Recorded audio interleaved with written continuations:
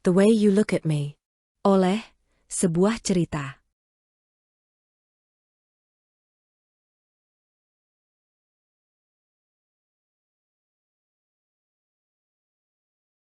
Bab 1. Sebuah nama. Malam itu, pelabuhan perikanan kota Bitung tampak sepi. Pantulan cahaya lampu dari kapal-kapal yang tertambat di dermaga, bergoyang perlahan di permukaan air, mengikuti alunan ombak yang menyapu tepian dermaga. Hembusan angin malam menyelinap di sela-sela dinding kapal tua, membawa sisa gerimis yang jatuh, membuat udara terasa semakin dingin. Pemuda itu melangkah ringan menyusuri dermaga, ransel travel besar tergantung di punggungnya. Penampilannya terkesan simpel, blue jeans, kaos oblong, kemeja kotak-kotak biru, dan sepatu bot, mencerminkan kesan tanpa pretensi dan apa adanya. Tak ada yang menyolok, kecuali paras dan posturnya yang tinggi, yang bagi sebagian orang tampak berbeda. Sesekali ia melirik ke arah kapal-kapal di dermaga, entah apa yang dipikirkannya. Suara langkah kaki berat dan tak teratur terdengar mendekat, dari kegelapan di ujung jalan. 3 pria kasar dalam keadaan mabuk berdiri menghadang, begundal, yang suka memeras para nelayan dan pedagang, menghentikan langkahnya. Seorang yang bertubuh besar dengan tato memudar di lengannya, melangkah maju dengan ekspresi mengancam. Mau kemana? Suara beratnya terdengar bergetar dalam keheningan malam, penuh tekanan mendominasi. Ia menatap pemuda itu dengan pandangan meremehkan. Pemuda itu tak menjawab. Wajahnya tetap datar, tak menunjukkan sedikitpun perubahan ekspresi. Meski langkahnya dihentikan secara paksa, ia tetap tenang, tak ada sepatah kata pun keluar dari bibirnya. Udara terasa lebih berat seiring langkah kaki pria besar itu mendekat. Pemuda itu segera paham apa yang akan terjadi selanjutnya. Pada saat yang sama, dari arah berbeda, suara knalpot motor matic terdengar mendekati mereka. Seorang pria berumur 40-an muncul, sambil mengendarai motornya menuju dermaga. Ia berhenti seketika, matanya menyeratkan kekhawatiran melihat situasi di depannya. Tiba-tiba, pria besar itu mengayunkan lengannya, mengarah ke kepala pemuda itu. Gerakannya cepat, tapi itu tak cukup. Dengan refleks, pemuda itu bergerak ke samping, menghindari tinju besarnya. Dalam sekejap, ia menangkap pergelangan tangan lawan, tubuhnya bergerak ke belakang, lalu ia menariknya ke bawah. Suara sendi yang terpelintir terdengar. Dagu pria besar itu membentur aspal dengan keras. Mulutnya setengah terbuka, erangan lirih terdengar dari tenggorokannya. Kedua temannya yang menyaksikan kejadian itu segera bergerak mengepung pemuda itu. Salah seorang melangkah maju berniat mencengkeram dari samping, sementara yang lain melompat menyerang dari depan. Namun, dalam sekejap, pemuda itu bergerak memanfaatkan kegelapan malam, nyaris tak tertangkap pandangan mereka. Tangan kirinya menepi serangan pertama, lalu dengan gerakan melingkar, kaki kanannya menendang perut pria yang melompat ke depan, membuatnya tersungkur ke tanah. Pada saat yang sama, tangan kanannya menangkap leher pria yang mencoba mencengkeramnya, lalu melontarkannya ke kontainer sampah. Suara keras terdengar, bunyi besi dan tulang bahu retak menyertai jeritan kesakitannya, lalu semua kembali hening. Dalam hitungan detik, semuanya berakhir. Pemuda itu berdiri diam di tempat, tanpa ekspresi yang jelas di wajahnya. Desahan napas pelan terdengar, lebih menyerupai lenguhan kekesalan dari hidungnya. Pria 40-an itu turun dari motornya, sambil menyaksikan setiap gerakan mereka dari kejauhan. Diam-diam, ia mengamati pemuda itu penuh perhatian. Begitu pemuda itu menjatuhkan lawan-lawannya, dengan tenang, ia mendekat sambil melepas helmnya. "Kau tampaknya membutuhkan tempat melemaskan otot," katanya tersenyum, sambil menatap pemuda itu. "Ayo ikut. Aku tahu tempat yang tepat." Sejenak pemuda itu menatapnya. Tanpa ragu, ia mengangguk, dan mengikutinya berjalan sambil menuntun motornya, meninggalkan 3 begundal yang pingsan di trotoar.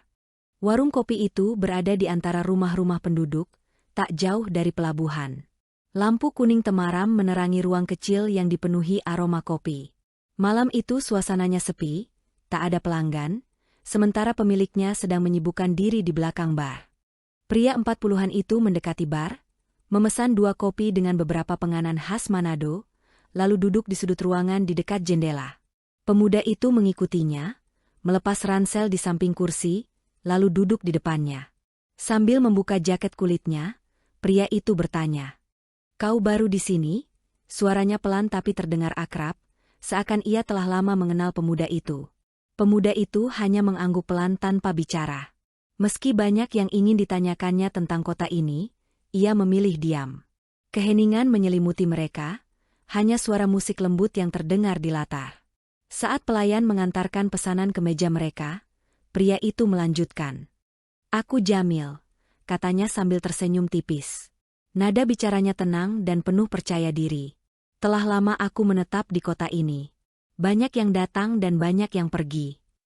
Pemuda itu menatap Jamil, tetapi pikirannya melayang, mengingat saat di kapal, kapten memberinya sebuah nama baru, mengganti nama John, yang selama ini digunakannya, untuk menghindari organisasi yang memburunya. "John sudah tak ada," suara kapten terngiang dalam benaknya. "Sekarang, kau adalah Kevin. Nama ini untuk sementara menyamarkanmu dari incaran mereka, setelah kejadian di Davao. Mungkin kelak, kau harus hidup dengan nama berbeda-beda." Ia menarik napas panjang, mengakhiri lamunannya. "Aku Kevin," katanya tegas, seakan mengukuhkan dirinya dengan nama itu. Jamil mengangguk perlahan. "Kevin," katanya, mengulang nama yang baru saja diucapkan. "Kau datang dari jauh." Kevin mengangguk pelan. "Dan kau tak punya tujuan atau tempat tinggal?" tanya Jamil setelah beberapa saat. Kembali Kevin hanya mengangguk. "Kalau mau, malam ini kau bisa menginap di rumahku," lanjut Jamil sambil menatap pemuda pendiam di depannya. Kevin menatapnya ragu. "Terima kasih, tapi aku tak tahu harus membalasmu dengan apa." Jamil tersenyum tipis. "Tak perlu dipikirkan. Itu hanya tempat untuk istirahat. Bukankah kita semua membutuhkannya?" "Tapi, aku tak mau merepotkanmu," jawab Kevin tegas. Jamil menyandarkan tubuhnya di kursi. "Anggap saja ini caraku berbagi. Kadang, hidup hanya soal saling berbagi," ujarnya sambil mengangkat cangkir kopinya dan menyesapnya perlahan. Kevin mengangguk singkat. "Baiklah. Terima kasih," ucapnya lirih, nyaris tak terdengar. Jamil tersenyum, lalu mengambil salah satu penganan yang ada di piring, dan menyodorkan piringnya pada Kevin. "Ini panada," katanya. "Kue khas Manado. Isinya ikan atau daging yang dibumbui, dibungkus adonan tepung dan digoreng hingga renyah. Biasanya disajikan setiap ada acara keluarga." Jamil menunjuk ke piring di depan Kevin. "Dan itu, lalampa. Terbuat dari beras dan ikan cakalang, dibungkus dengan daun pisang, dan dibakar.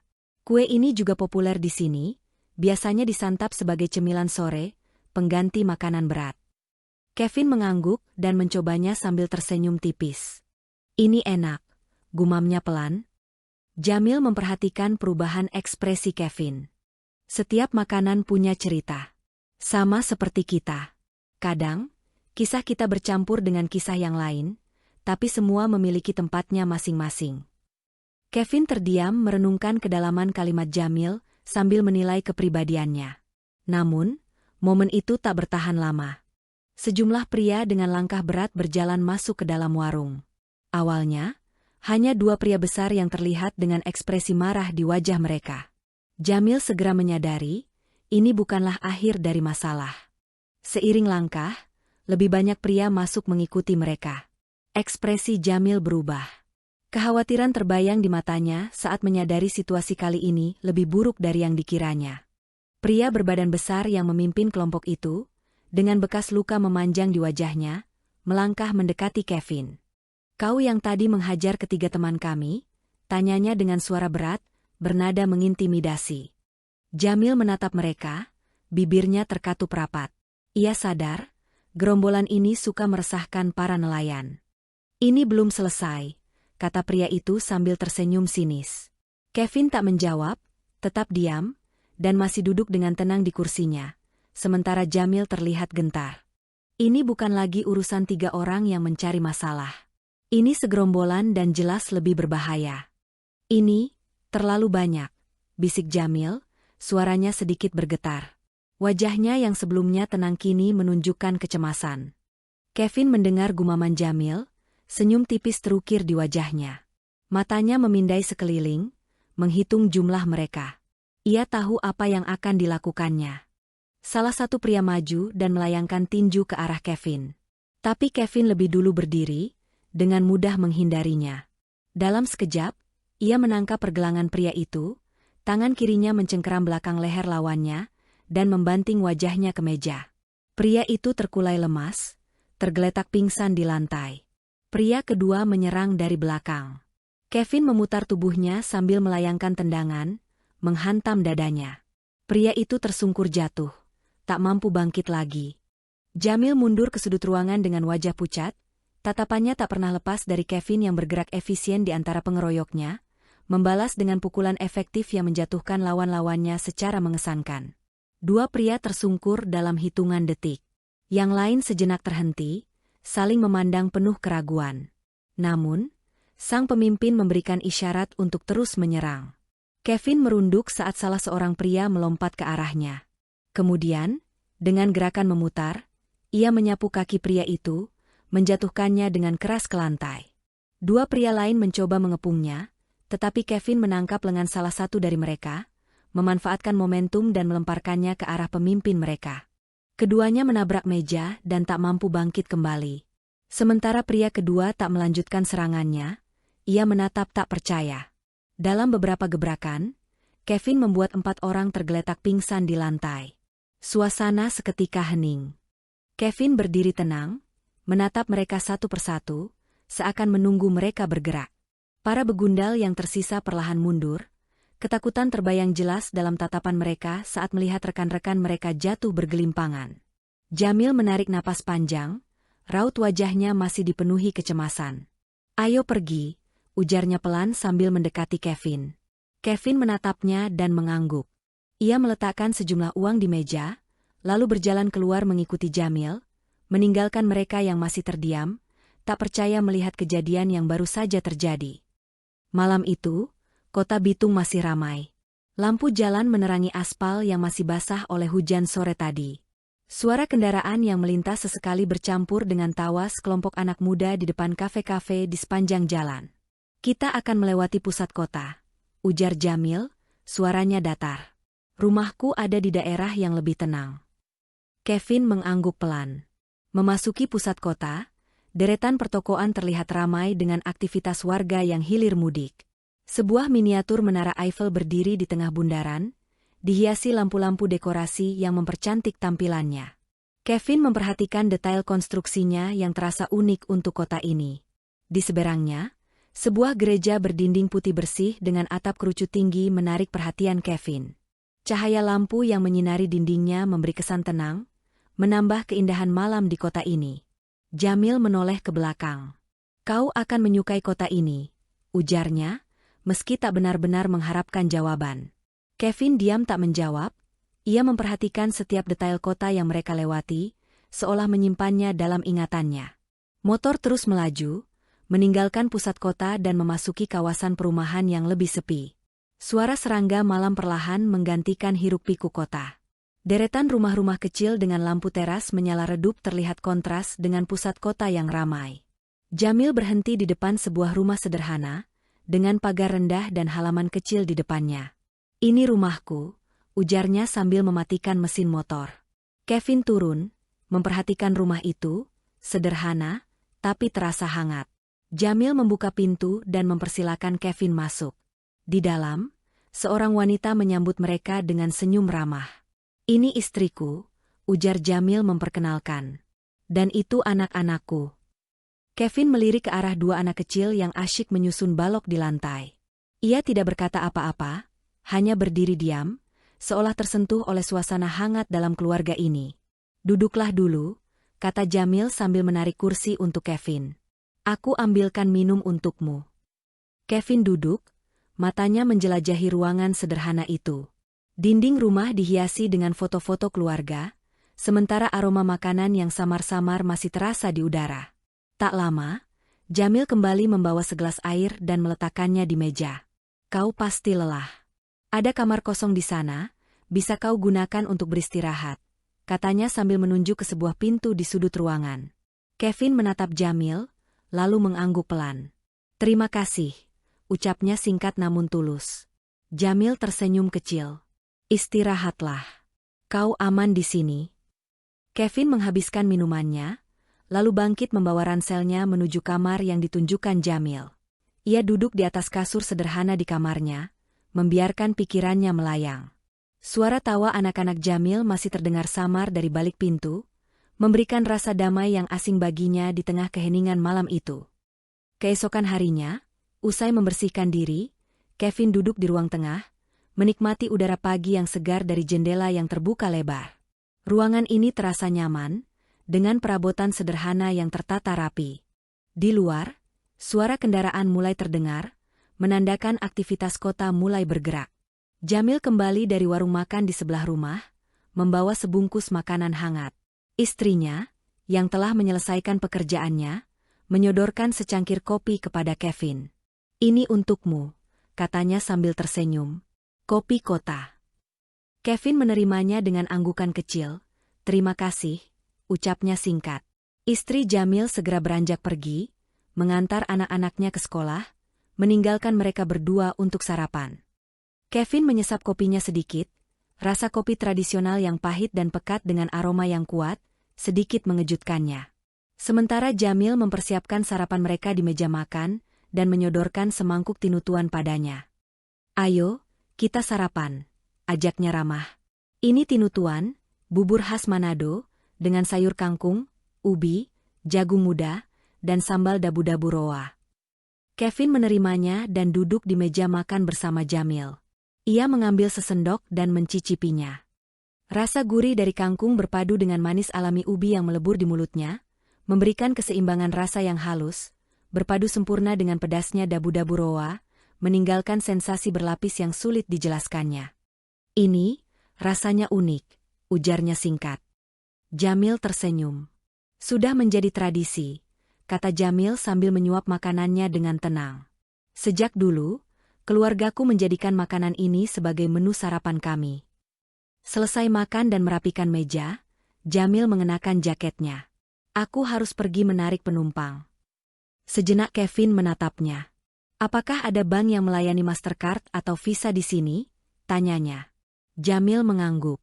"Ada, di pusat kota." Kevin berpikir sejenak. "Bisakah kau mengantarkanku ke sana?" Kembali Jamil mengangguk. "Tentu, ayo pergi." Pagi itu, kota Bitung terlihat sibuk. Kevin kembali memperhatikan detail kota ini, gedung kantor wali kota yang megah di tengah kota, jalanan yang ramai dengan kendaraan angkutan kontainer yang terus bergerak. Kota ini bukan sebuah metropolitan seperti Davao, tapi sebagai pintu gerbang Indonesia menuju Pasifik, Bitung memiliki peran yang sangat penting, meskipun ukurannya terbatas. Kevin memandang sekelilingnya, berpikir bagaimana kota ini berjuang dengan segala peranan itu, dengan berbagai keterbatasannya. Di sisi lain, Jamil memperhatikan Kevin dari kaca spion. Kevin tak banyak bicara, hanya mengamati sekeliling dengan tenang. Jamil tidak tahu apa yang ada dalam pikirannya, tapi ada sesuatu yang membuatnya merasa, pemuda ini bukan sekadar pengembara biasa. Kemampuan bela diri dan kepribadiannya yang tenang menimbulkan tanda tanya di benaknya. Ia merasa ada sesuatu yang tersembunyi, mungkin tentang keberadaannya, atau misteri asal-usulnya. Dalam diam, mereka melaju ke pusat kota, larut dalam pikiran masing-masing. Sementara itu, di depan sebuah bank, suasana mendadak berubah. Seorang gadis kecil berusia sekitar 3 tahun, menangis keras dalam pelukan seorang pria yang berlari menuju van hitam yang terparkir di tepi jalan. Dua gadis muda mengejar dari belakang, wajah mereka penuh kecemasan. Salah satunya dihadang dan didorong jatuh oleh seorang pria lain. Gadis kedua tak berhenti, ia terus mengejar penculik itu. Tangisan gadis kecil itu menarik perhatian sekitarnya. Dua security bank bergegas keluar untuk membantu, tapi 4 pria lain segera menghadang mereka. Dalam hitungan detik, kedua security itu terjatuh ke tanah. Orang-orang di sekitar hanya bisa menyaksikan. Sebagian tampak ketakutan, sementara yang lain memilih menghindari masalah. Dari kejauhan, Kevin melihat kejadian itu. Matanya menyipit. "Dekatkan ke van itu," ucapnya tegas. "Aku akan menolong anak itu." Jamil menatap ke arah keributan dengan wajah cemas. Tapi, kalau kau ikut campur, kita akan berurusan dengan pihak berwajib, dan ini bisa jadi masalah besar, katanya dengan nada cemas, mencoba memperingatkan. Kevin tidak menggubris, matanya tertuju pada pria yang hampir mencapai Van. Jangan matikan motormu. Kita segera pergi, setelah aku menyelamatkannya, ujarnya tegas. Jamil menghentikan motornya mendadak, tepat di belakang Van, lalu Kevin melompat turun, bergerak cepat menghadang pria itu. Sementara Jamil menunggu di atas motornya, sambil menarik napas panjang, ia menatap punggung Kevin yang menjauhinya. Ia tahu tidak ada yang bisa dilakukannya untuk menghentikan pemuda itu. Dalam benaknya terlintas pikiran, orang seperti dia tidak peduli seberapa besar risikonya. Dia hanya melihat apa yang harus dilakukan. Jamil sadar, keberanian seperti itu sangatlah langka. Rasa hormatnya pada Kevin tumbuh semakin dalam.